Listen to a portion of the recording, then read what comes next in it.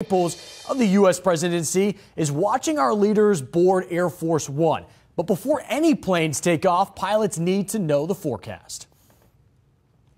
Forecasting for a president's flight is no ordinary assignment.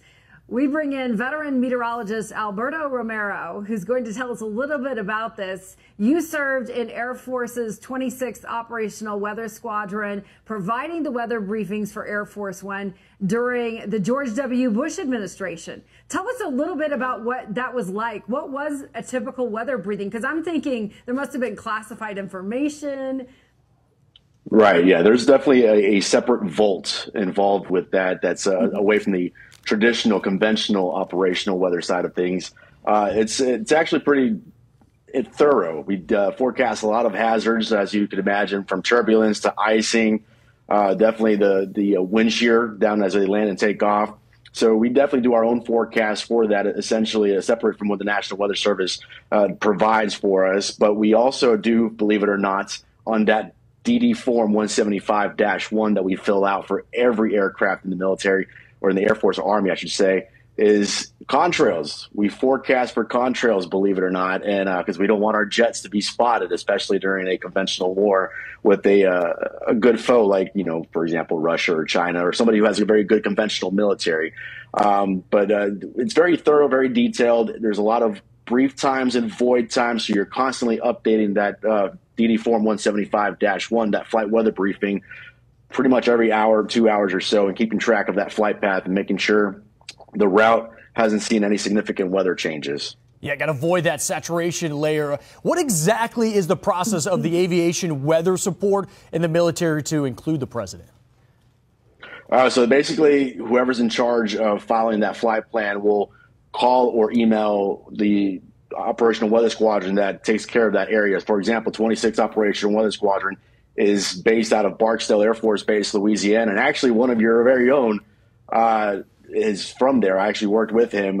You get the phone call, you get the email, you flight out your flight plan, and you basically pick out each route that's going to be the best route for them, because there's going to be alternates. There's going to be alternate airports that can land at. You have to determine whether or not they're going to refuel in the air. If they are, you definitely want to have no icing or turbulence, because it just makes operations very hazardous when the aircraft are very close to each other. For example, over the weekend, Saturday, the Air Force Thunderbirds were flying over Dallas-Fort Worth, and we actually snapped a picture of them air refueling right over Alliance Airport. So you want to make sure that you are clear of any kind of turbulence to make sure that those aircraft operating within close proximity are good to go. Twofold question for you here. Did you say that someone on our staff, you mean Fox Weather, has served?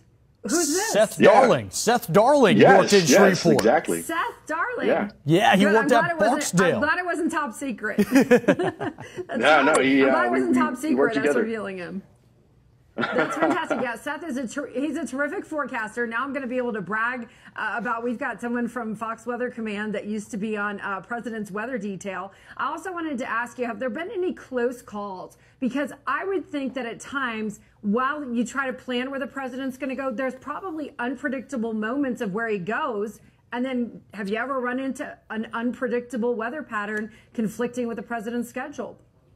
I have not personally had any conflicting issues weather-wise when it comes to presidential support. I will say that was one point in my life at the 26th OWS, Operational Weather Squadron, where I issued a tornado warning for Crawford Ranch, not knowing that President George W. Bush was there. And as soon as I issued that tornado warning, I get a phone call from Secret Service, and they're like, "Hey, how legit is this warning?" I'm like, I issued it for a reason, because we issue our own watches, warnings, and advisories separate from the National Weather Service.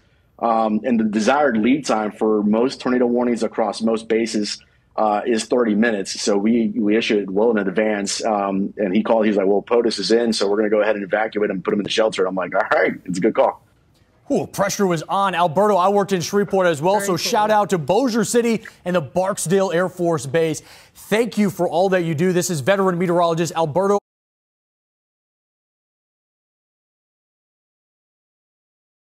For your time. Appreciate it. Thanks for having me.